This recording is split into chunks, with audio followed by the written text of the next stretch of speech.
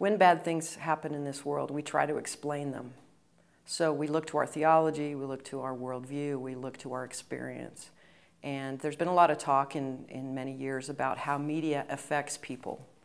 And when we look at this situation that happened recently in Denver, where this young man opened fire and shot 70 people, we have to be careful not to become frightened, not to avoid going to movies, not to think it's the end of the world, but we have to consider this was the act of a lone individual who's obviously troubled.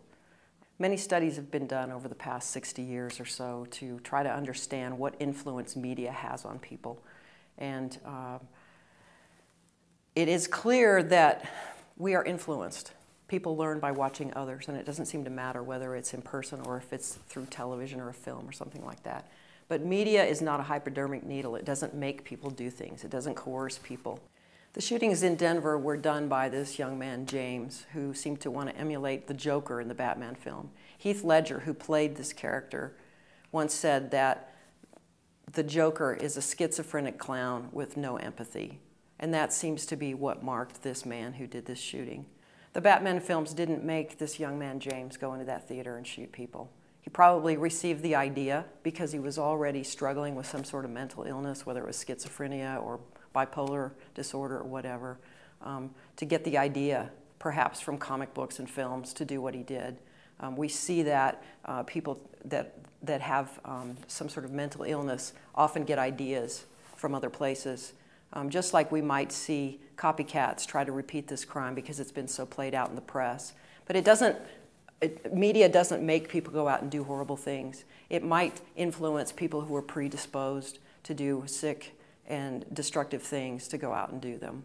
So I think it's really important that we not become afraid. We don't stop going to movies. We don't say, oh, the world's coming to an end.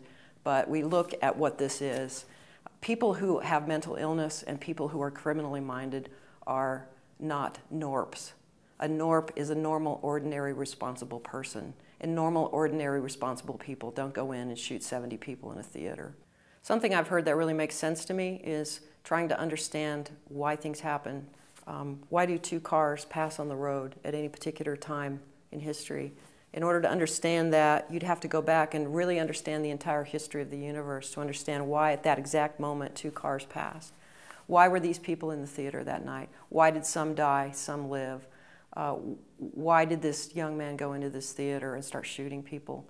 We can't look to fatalism. It doesn't make sense to try to blame God, who's a loving and kind God, to, why did he let some people die and other people live? None of it makes sense. We live in a broken world where people have free will and stuff happens.